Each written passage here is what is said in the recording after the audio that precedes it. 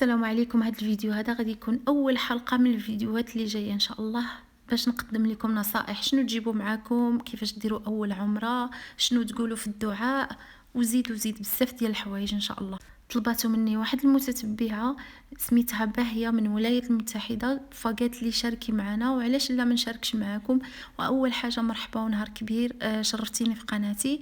والصراحه بغيت نقول لك ما شاء الله عليك انك عندك رغبه ولو عايشه في بلاد الغربه وبلاد ديال النصارى وهكاك ومفكره دينك وكتقلبي على انك تجي وكل شيء. فانا كناشد الناس اللي عايشين سواء في بلادنا ولا عايشين برا البلاد ما ينساوش هذا المكان الا كانوا باستطاعتهم انهم يجيو. هذا احسن مكان تجيو ليه، وراحه نفسيه ودعاء مقبول. صافي نبدا معكم الفيديو باش ما نطولش عليكم.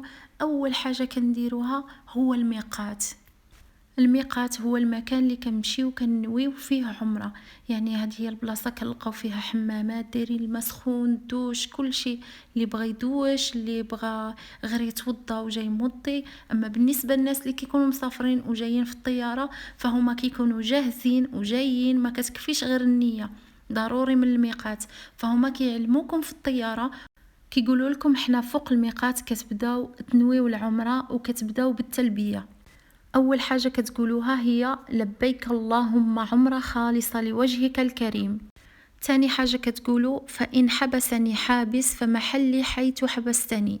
فإن حبسني حابس فمحلي حيث حبستني. هذه كان كيقولها الرسول عليه الصلاة والسلام باش حتى إلا وقعت شي حاجة ولا شي آفات في الطريق ولا شي حاجة وما قدرتوش ديروا العمرة، كتحسب أنكم صافي درتوا عمرة وكتكتب لكم عمرة. إلا صافي وصلتوا ومن بعد داوكم حتى اللوطيل ماشي مشكل انكم تعاودوا الوضوء كل شيء، ولكن الا كنتوا مدوشين وجايين من الطريق وداك الشيء وفي الطياره فعادي انكم غير توضاو فاش يوقفوكم في الميقات، او لا تكونوا في الطياره ولا في اي بلاصه. حيت بزاف الناس كنشوفهم كيمشيو كياخذوا الدوش، واكثريه في البرد هذا قال لك عادي لا حرج عليك، الا لكانت شي حاجه يعني جنابه او شي حاجه يعني كبيره اللي هي كتخسر الوضوء، يعني حاجه باينه هذه. صافي من بعد من كتمشيو للحرم وكتوصلوا تما وكتبداو تستقبلوا الكعبه، كاين واحد الدعاء كتقولوه الا بغيتو، يعني ماشي ضروري ولا ملزم، يعني كتدعيو باش ما بغيتو. انا حطوا لكم نتوما صوروه. انسان كيقول بسم الله الله اكبر ويبدا يدعي باش ما بغى، غير الدارجه راها كافيه. بزاف الناس كيبقاو يقلبوا كيفاش نطلبوا كيفاش ندعيو الله. انسان يقول اللي في قلبه، الاحساس بينك وبين الله راه ما كيوصفو حتى شي حد.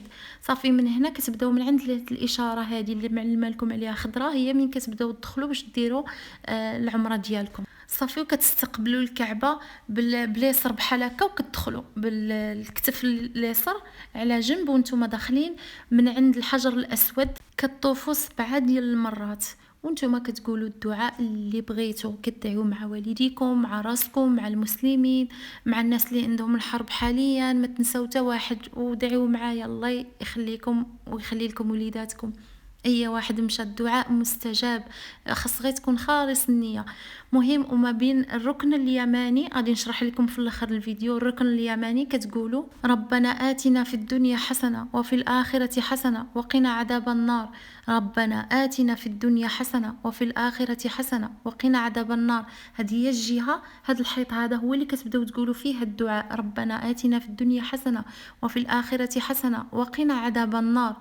ربنا آتنا في الدنيا حسنة وفي الآخرة حسنة وقنا عذاب النار. من يبدا يتقابل معاكم الحجر الأسود، عينكم تجي على الحجر الأسود، تبداو تقولوا بسم الله الله أكبر، بسم الله الله أكبر، بسم الله الله أكبر، وتكملوا الدورة ديالكم حتى تكملوا 7 ديال الدورات. اللي يقدر أنه يقرب من الحجر الأسود وكانت الدنيا خاوية وبغى يمشي يدعي حداه وداكشي، فهو قال لك مزيان أنك تقربي منه وطلبي الدعاء، دعاء مستجاب في أي بلاصة. بس إلا قصتيه هذاك الحجر الأسود كيهبطوا بزاف ديال الذنوب. قالوا والله اعلم، ولكن انا فاش كنمشي كنشوف تما فتن، يعني الناس كيتزاحموا، ولا حاولتي تدخلي كتلقاي بزاف غير رجاله، فمن الاحسن تجنبوه. ولا درتو غير يديكم هكا وسلمتوا على الحجر الأسود، فهو قال لك كيشهد عليك يوم القيامة إن شاء الله بأنك قستيه ولمستيه. قدرتوا هي هذيك، ما قدرتوش ماشي مشكل.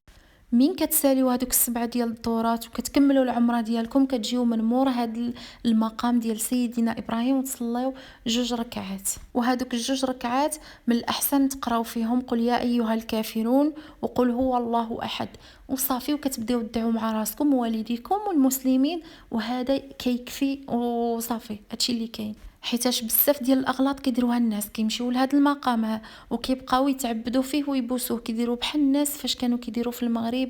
يعني باقيين حاليا شي وحدين الله يهديهم كيمشيو للسيد ويزوروه ويبقاو يدعيو ويطلبوا. لا، هذا البيت هذا غير بيت الله، راه ما فيه والو. وهذا المقام هذا فيه واحد الحجر اللي كان كيطلع عليه سيدنا ابراهيم وكيبني الكعبه، يعني رجليه مرسومين في داك الحجر، هو اللي كاين داخل في هذا المقام هذا. ودابا الناس كيسحب لهم راه بحال شي كيسحب لهم دفون هنا، شي كيسحب لهم عرفت شنو. مهم غلط، ولا لقيتو شي ناس هكا نصحوهم، لان بزاف الفقهاء هنايا كيبقاو يشوفوهم كيقولوا لهم يا ناس راكم غالطين وهادشي راه بدعه.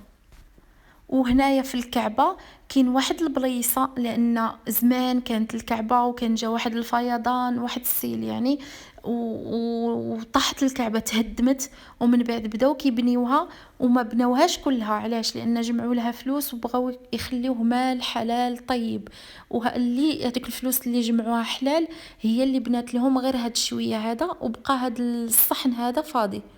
هاد الصحن هذا غادي نوريه لكم في التصويره. يعني كان المفروض الكعبة تبنى في هذه البلاصة كاملة، ما يبقى منها حتى شوية، غير ما قداتهمش فلوس وبناوها بحال هكا. وحتى مقام سيدنا ابراهيم حتى هو كان جا داك السيل وداك الشيء، وكان صافي ضاع ديك البلاصة، ومن بعد بعدوه شوية على الكعبة باش يقدروا الناس انهم يطوفوا، لانه كان هو حاطه حيت كان كيبني به الكعبة، يعني كان قريب منه بزاف للكعبة.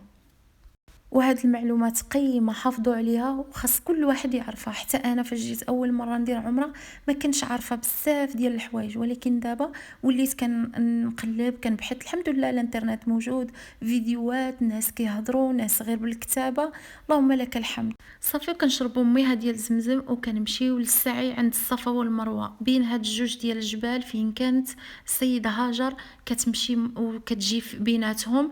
على وديت كانت خايفه على ولدها اسماعيل عليه السلام، كان صغير وكان فيه العطش. كتجي وحده هاد الجبل هذا كتوقفوا تعطيو وجهكم للكعبه، كتبان لكم الكعبه منها، كتقولوا هاد الدعاء اللي انا خليته لكم صوروه. وهاد المكاتب هذه حاطين فيها فقهه، يعني اي سؤال بغيتو تسولوه طاح في بالكم، يعني كيفاش نديروا عمره لخالنا ولا لعمنا ولا لبانا، واش دايزه ولا ما دايزاش، شي حاجه دايزه في الدين. مهم راه قدام هاد الجبل هذا. ومن بعد نبداو السعي في الصفا والمروه. فاش كنمشيو هاد الخط نيشان كنمشيوه كامل كيتحسب واحد، حتى هي راه 7 المرات. يعني هذا دابا الا مشيناه كامل راه واحد، ومن كنرجعوا من الجهه الاخرى راها 2، حيت بزاف الناس كيغلطوا، من كتمشيو واحد ومن كترجعوا 2 صافي. والناس اللي كاينين كبار، يعني اللي عندهم مو كبيره ولا هو ما قادش، راه كاينين كروسات اللي يدفع بوالديه واللي يدفع بخوتو ولا شي حاجه. كاينين، وكاينين عاوتاني كروسات ديال الكترونيه ديال الضوء ولا هذه كتمشى بوحدها كتسوقوها. مهم هادشي كيجوز على حساب الصحه. منين كتبداو السعي في الصفا والمروه كتبقاو ترددوا هاد الايه هادي صافي، ودعيو باش ما بغيتو عاوتاني. وهنايا هاد الخط اللي فوق من راسكم خضر كيجريو فيه غير الرجاله، لان السيده هاجر كانت كتجري، النساء ما كيجريوش، يعني العيالات كاينين بعض العيالات كيبقاو يجريو، فهنايا غير الرجاله فاش كيوصلوا لداك الخط اللي فوق راسكم خضر كيبداو يجريو فيه. واخر حاجه كتقطعوا شعركم غير شويه، الرجاله كيمشيو عند الحلاق وانتم كتاخذوا غير شويه من شعركم وكتقطعوه. نسيت نقول لكم الريحه والنقاب والليقويات ممنوعين. وهذا الماء ديال زمزم كما قلت لكم من الاول، الماء زمزم لما شرب اليه. الا هزيتي الكاس ونويتي يا ربي عافيني وشفيني راه ربي كيشفيك، الا هزيتي يا ربي عطيني شي حاجه راه ربي كيقضي لك الغرض، يعني بداك الشيء اللي نويتيه فاش كتبغي تشربي الماء زمزم. ومن بعد من كتساليو وكتخرجوا كتمشيو كتقولوا لهم برج الساعه. كتدخلوا لبرج الساعه فيها مول، كاين مول برج الساعة، وكاين الطابق يمكن السادس ولا ما نعرف. المهم الطابق ديال المطاعم، سولوهم قولوا لهم الطابق ديال المطاعم كاينين جوج ديال ليطاج. هذا الطاج الاول والطاج الثاني فيه جميع المطاعم. من تما ملي كتمشيو كتختاروا. حنايا في الصباح مشينا بزاف الناس كياكلوا داكشي ساندويتشات وهذه، حنا ما قدرناش، خدينا غير بحال المسمن ولا ما نعرف. المهم مطاعم اشكال والوان باش تجربوا الماكله ولا تاكلوها. الاذواق راها كتختلف. من بعد حنايا في الصافي فطرنا وداك الشيء، رجعنا فحالنا نعسنا. الصراحه عيينا وداك الشيء. شوفوا واخا ما كتسخاوش بهاد البلاصه، عرفتي راه ما شاء الله نور على نور، وربي مسخر عبادو لخدمه هاد المكان هذا.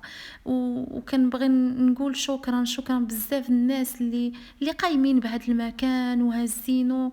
يعني مسؤوليه كبيره، ولكن ما شاء الله عليهم، ما مخلينه ناقص من حتى شي حاجه، اكيد بفضل الله العلي العظيم. صافي من بعد هنايا رجعنا للوطيل. ارتحينا. وكان هذا هو الفيديو ديال اليوم. كنتمنى انني نكون نصحتكم وفتكم، وهذا راه فيديو هذا راه مهم، لانني انا حتى انا براسي ما كنتش عارفه كما قلت لكم بزاف ديال الحوايج. هذا فيديو مهم فحافظوا عليه قبل ما تمشيو للعمره. حاولوا تفرجوا ليه وتبحثوا اكثر وتسولوا اكثر. بسلامه، وما تنساوش ديروا لي لايك، واي اسئله اجيو عندي الانستغرام، انا كنكون دائما متواجده تما، وكنحاول نجاوب على كاع التعاليق السلبيه والايجابيه، واكثرها الحمد لله عندي ايجابيه، واللهم لك الحمد. وشكرا لكم بزاف، ونخليكم على خير وبسلامه.